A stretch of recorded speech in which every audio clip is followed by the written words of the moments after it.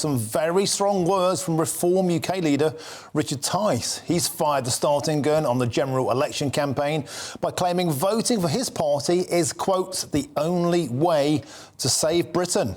Tice says the Conservatives and Labour are two forms of socialism. And Tice was speaking to our political editor Christopher Hope, and he joins me now. Chopper, thanks for joining us. So strong on fighting talk.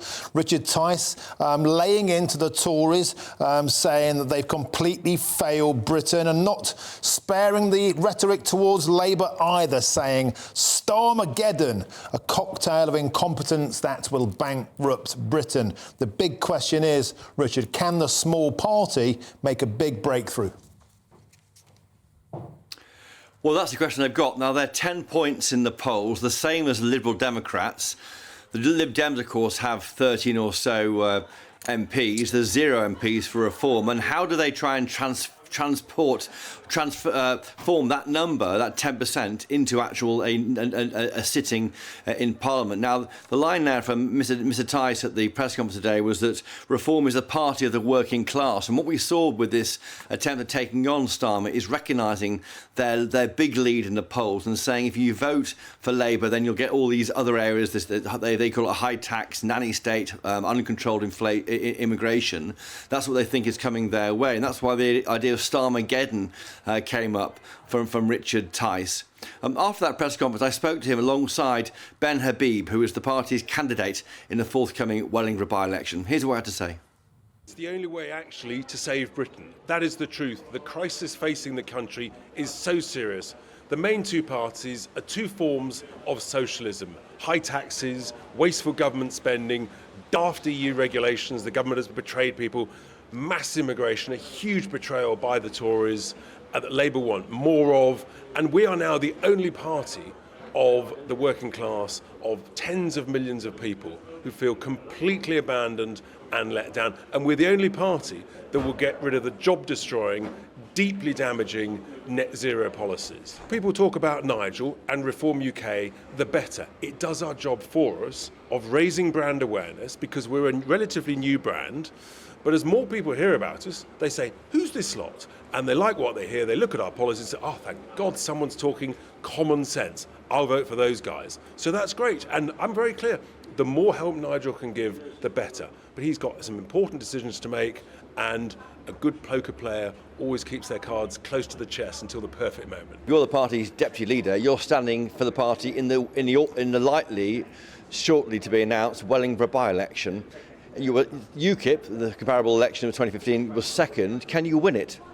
Well, I think there's every chance of winning it. It was a very different environment to 2015. I think there was still some hope that the governing class of this country would deliver the country to prosperity. But we've seen, Richard described Starmageddon. We've actually had Sunakageddon, haven't we? He's taken the country. We've already experienced it. He's taken the country to the economic brink. He's taken it to the cultural brink. He's taken it to the political and constitutional brink. He's floated off Northern Ireland without so much as off you go with our blessing. No, this man is awful. Starmer is equally bad. If you want to change the way this country is governed, you have to vote for it. But how? And we will. We will get the. So, to answer your question, what we need to do, what I need to do, is to get the Tory voters out. There are 32,000 Tory voters voted for Peter Bone in the last election, 13,000 for Labour. I suspect Labour will get slightly less. All I need to do, my single challenge, is to convince those Tories and those Labour voters who are small c Conservative, of which there are many, to come out, engage with us, recognise what our policies are, and if they're sick of these two, which they should be, and I'm sure they are, vote for us. That's Ben Habib there, and he's the Reform candidate in the Wellingborough by-election. He says there he wants former Tory voters to come out for Reform UK. The policy platform is one of one in, one out on immigration, and try and take on net zero, save £5 in every £100 spent by Whitehall. The problem the party's got, as UKIP had before that, and the Brexit party, is it doesn't know where voters live. The legacy parties have records knowing where exactly its supporters live, and that's why it can so often happen. These big parties get the votes out, and it's very hard for reform.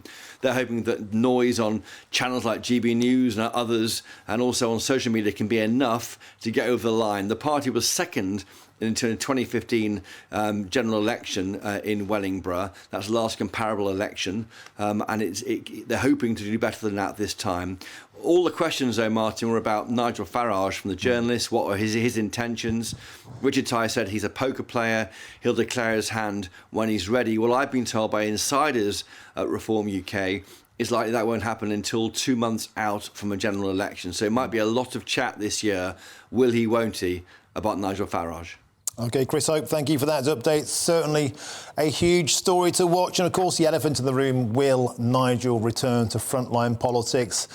Hugely successful, of course, in the European Parliament, but the first past-the-post system is a massive barrier to any insurgent party. Can reform break through that?